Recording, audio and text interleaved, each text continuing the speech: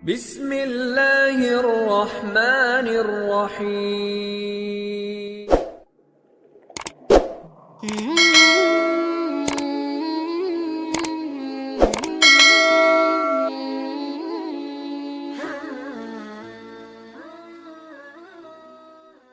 Bismillahirrahmanirrahim. Assalamualaikum warahmatullahi wabarakatuh. Syukur Alhamdulillah kita bisa berjumpa lagi di channel ini yang insya Allah bermanfaat bagi kita semua. Salawat dan salam selalu dan tetap tercurahkan kepada junjungan kita Nabi besar Muhammad sallallahu alaihi wasallam. Allahumma salli ala Sayyidina Muhammad wa ala alihi Sayyidina Muhammad. Harapan dan doa saya semoga saudaraku semuanya selalu diberikan kesehatan, dilapangkan rezekinya, diampuni dosa-dosanya, dan dipanjangkan umurnya. Amin ya Rabbal Alamin. Sahabat beriman yang dirahmati Allah, kehadiran malaikat di rumah kita tentu membawa rahmat dan berkah dari Allah Subhanahu wa Ta'ala. Jadikan rumah sebagai tempat yang nyaman untuk tinggal bersama keluarga, sekaligus tempat yang sering didatangi malaikat. Allah Subhanahu wa Ta'ala telah menugaskan para malaikat mengunjungi rumah-rumah umat muslim. Kehadiran para malaikat di rumah tentu diidamkan seluruh orang beriman. Namun, malaikat tidak asal singgah di suatu rumah jika di dalamnya tidak diisi dengan kebaikan dan ketakwaan kepada Allah Subhanahu wa Ta'ala. Malaikat dapat diundang ke rumah dengan banyak cara. Hal pertama yang harus diperhatikan adalah menjaga iman kepada Allah Subhanahu wa Ta'ala. Dengan menjadi umat yang beriman, tentu segala hal yang diperintahkan akan dijalani dengan baik. Sahabat beriman yang dirahmati Allah, berikut ada beberapa ciri rumah yang sering didatangi malaikat. Yang pertama, rumah yang sering dipakai berzikir. Berzikir menyebut nama-nama Allah memiliki banyak keutamaan, termasuk mendapat pendamping dari malaikat. Ketika penghuni rumah senantiasa berzikir, maka para malaikat akan berkumpul bersamanya. Apabila penghuni rumah senantiasa berzikir, maka malaikat pasti akan mudah mengunjungi rumah dan memberikan rahmat kepada kita. Dari Abu Hurairah radhiyallahu anhu bahwasanya Rasulullah sallallahu alaihi wasallam pernah bersabda, suatu kaum tidak duduk dalam suatu tempat untuk berzikir kepada Allah kecuali mereka dikelilingi para malaikat dan diliputi rahmat, dan Allah menyebut mereka termasuk orang-orang yang ada di dekatnya. Yang kedua, rumah yang dijadikan tempat untuk sholat. Sholat adalah ibadah paling utama bagi seorang muslim. Rumah bisa menjadi tempat sholat sehingga ibadah ini dapat memberi cahaya dan ketentraman bagi penghuninya. Diriwayatkan dari Aisyah radhiyallahu anha adalah Rasulullah sallallahu alaihi wasallam sholat malam, dan jika hendak sholat witir, beliau membangunkan Aisyah dan menyuruhnya untuk sholat. Hadis riwayat Muslim. Hendaklah di dalam rumah disediakan mihrab atau tempat sholat sebagai tempat khusus untuk mengerjakan sholat. Sebagaimana anjuran ini disyaratkan dalam firman Allah Subhanahu wa taala surat Al-Imran ayat 39. Kemudian malaikat Jibril memanggil Zakaria sedang ia tengah berdiri melakukan sholat di mihrab. Katanya, sesungguhnya Allah mengembirakan kamu dengan kelahiran seseorang putramu Yahya yang membenarkan kalimat yang datang dari Allah, menjadi ikutan menahan diri dari hawa nafsu dan seorang nabi termasuk keturunan orang-orang soleh. Rumah yang pemiliknya senantiasa melaksanakan sholat juga akan membuat malaikat senang dan berkunjung. Dari Abu Hurairah radhiyallahu anha, Rasulullah Shallallahu alaihi wasallam pernah bersabda, di tengah-tengah kalian ada malaikat yang silih berganti bertugas mengiringi kalian di waktu malam dan siang hari. Mereka bertemu ketika waktu sholat asar dan waktu sholat subuh. Malaikat yang mengawasi kalian naik ke langit, lantas Allah bertanya kepada mereka, bagaimana kalian meninggalkan hamba-hambaku?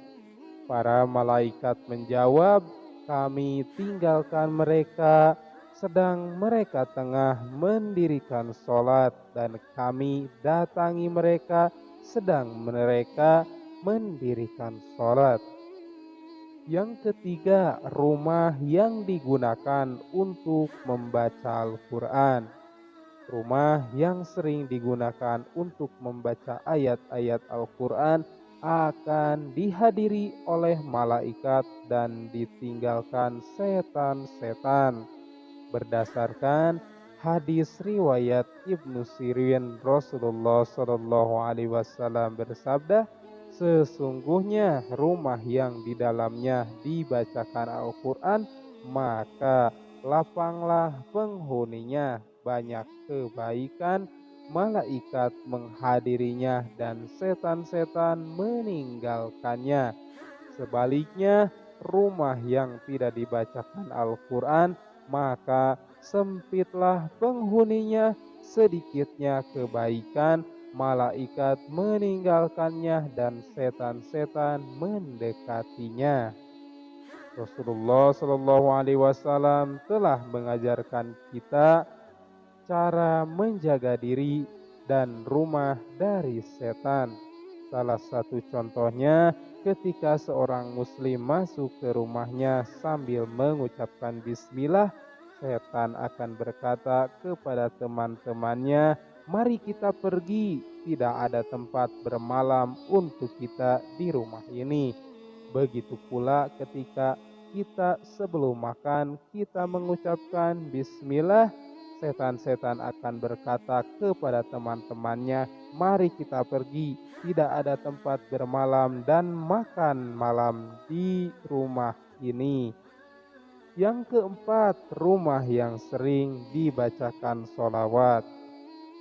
Sesungguhnya di antara para malaikat Allah Subhanahu wa taala ada malaikat yang ditugaskan untuk berkeliling mencari orang-orang yang membaca sholawat Nabi Muhammad Sallallahu Alaihi Wasallam.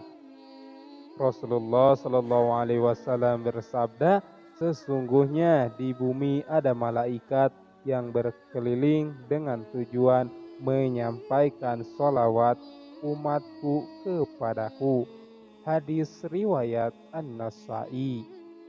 Apa yang dilakukan para malaikat tersebut ketika mereka mendapatkan orang-orang yang membacakan sholawat? Mereka akan menyampaikan sholawat itu kepada Rasulullah Sallallahu Alaihi Wasallam.